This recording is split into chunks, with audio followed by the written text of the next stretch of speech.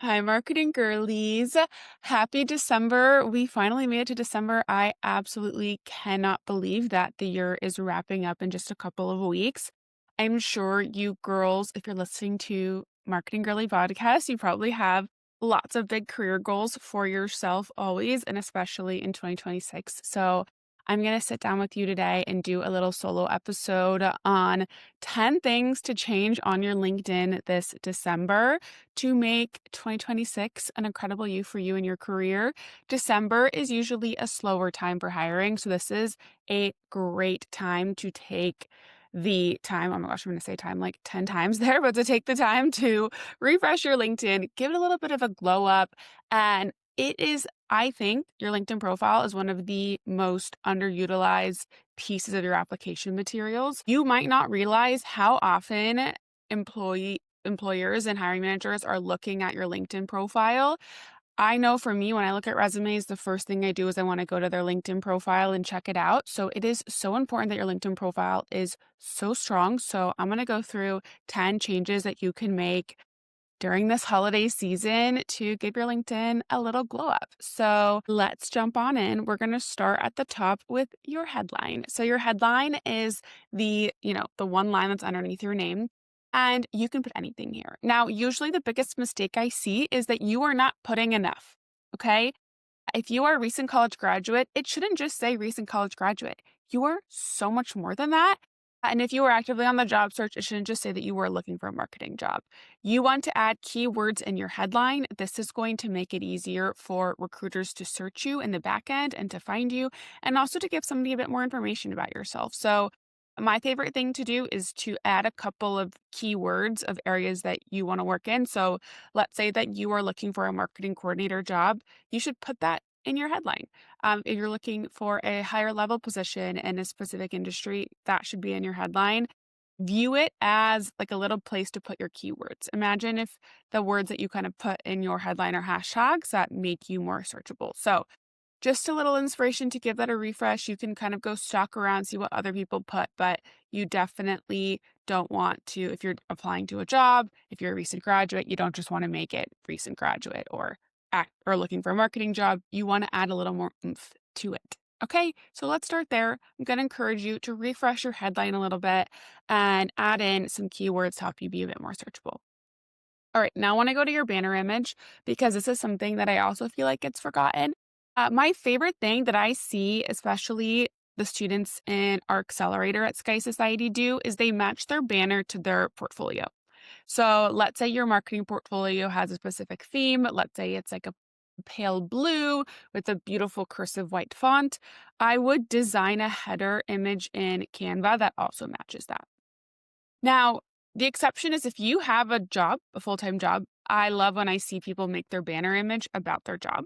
So if you work at Lesser Evil and you want to make your banner image a really nice graphic from Lesser Evil, I think that's amazing. But if you kind of fall in that category where you're looking for a job or you're in between jobs or whatever it is, I love when you match your banner to your portfolio. I think it's super cute.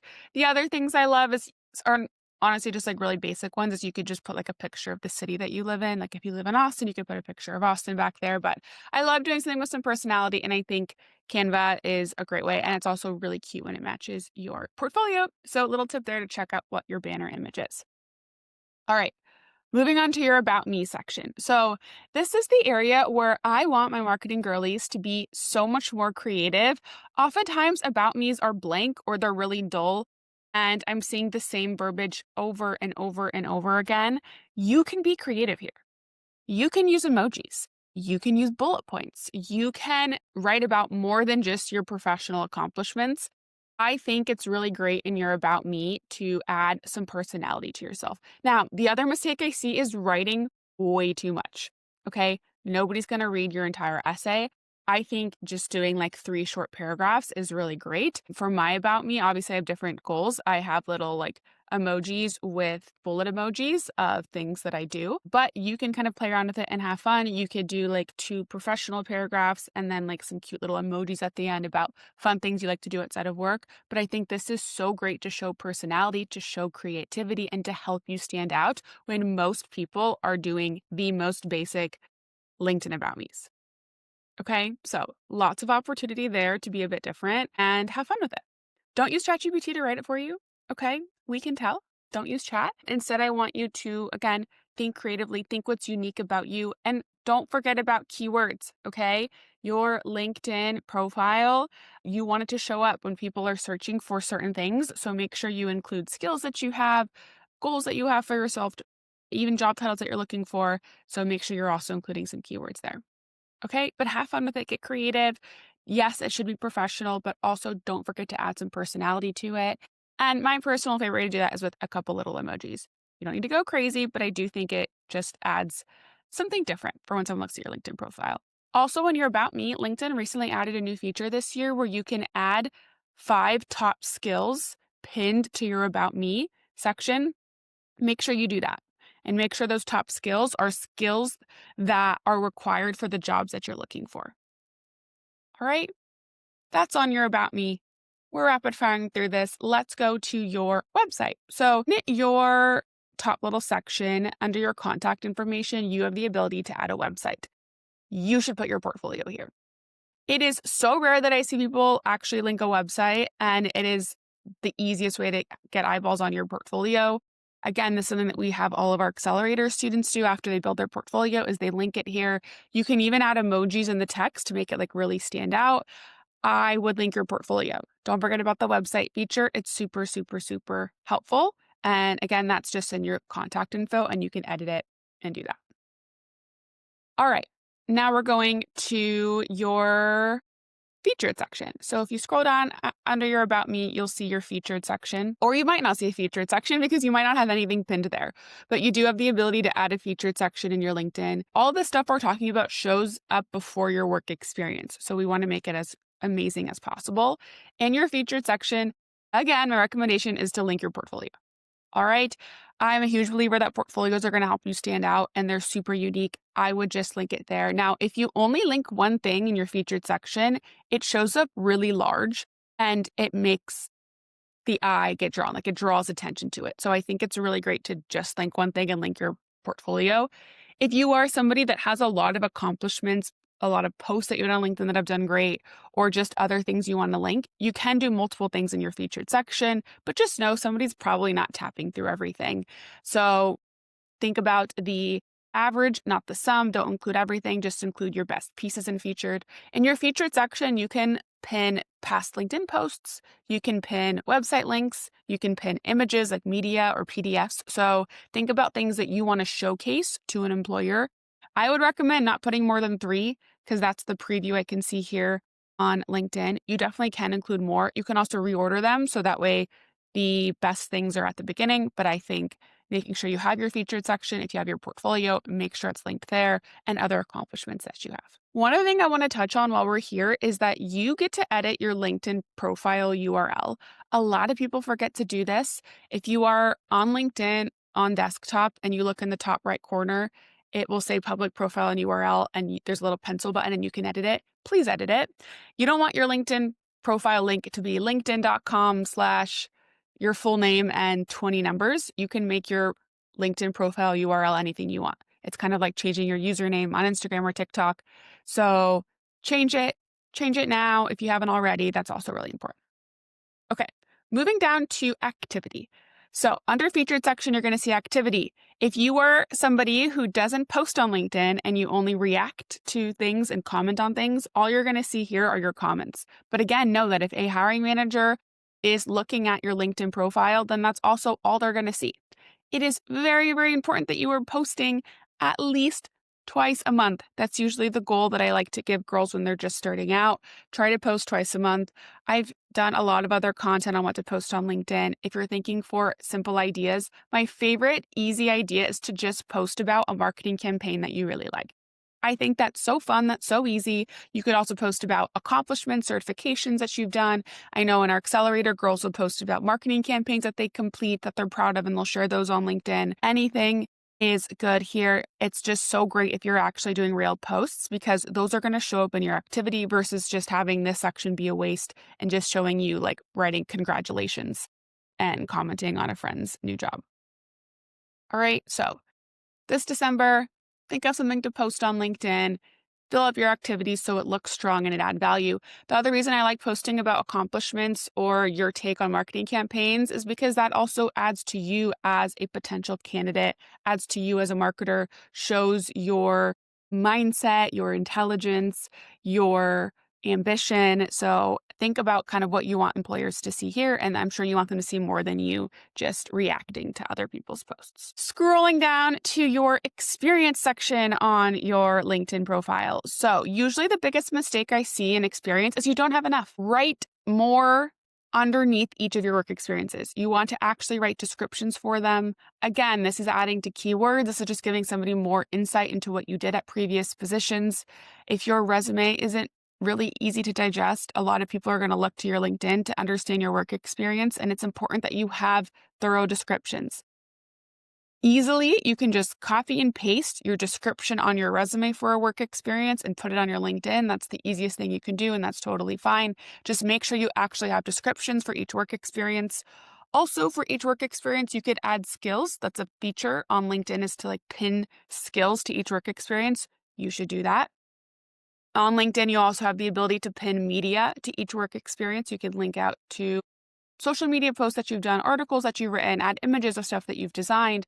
For each work experience, you should add media.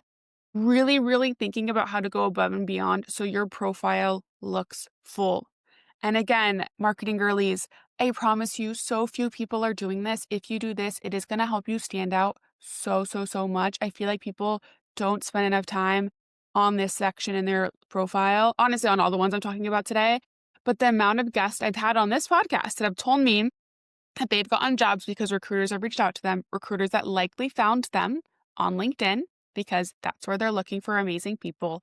It is so important that you have a full profile. You never know who's going to see it and if this could lead to the next opportunity or a future job. Even if you aren't actively on the job search, you just never know what opportunity is going to fall across your lap, and you're not going to get opportunities if nobody can find you. And also if they find you and your profile isn't doing you justice. So take time, add more in your work experience. Things I want to see in your work experience on your LinkedIn profile. I want to see more details. Okay. I want to see you write more. I want to see more numbers. I want to see quantifiable results. I want to see at least 3 numbers in each of your work experiences. And I want to see media. And the last thing I guess I would say is I would want to see skills. So add more here. It's really, really going to go a long way. Okay, we're scrolling. We're going to go to the licenses and certifications. So if you don't have a certification section on your LinkedIn profile, I highly recommend you add one, especially if you are somebody who is actively trying to get a job. It's such a great way to show your determination and commitment to your industry, to marketing. LinkedIn has a ton of amazing certifications you can take on LinkedIn. There are so many free certifications through Google Skillshop, SEMrush certifications. There's so many places you can get free certifications. I highly recommend that you do 3 and you link them to your profile. No matter what stage are you in your career, you can do an AI certification. That could be really amazing. One I love to recommend is Google Analytics. That's an amazing certification to get, super helpful. But add this to your LinkedIn profile. Again, it's just one of the things that go above and beyond to show that you are more than just the average candidate. Another section on your LinkedIn profile that might be forgotten is your skills section. There are, you can add infinite skills to your skills sections. Make sure, my tip here is look at the jobs that you want to have one day, or look at your dream job and look at the skills on those job descriptions and add them to your LinkedIn. On LinkedIn, you also have the ability to reorder your skills. So the skills that are most relevant to you can show up at the top, and you can ask your friends to endorse them. But make sure, this isn't the most important section, but it does matter, that you have added skills recently and they are related to the job that you want. I remember for a long time, one of my top skills was customer service, and I had like 25 endorsements in it.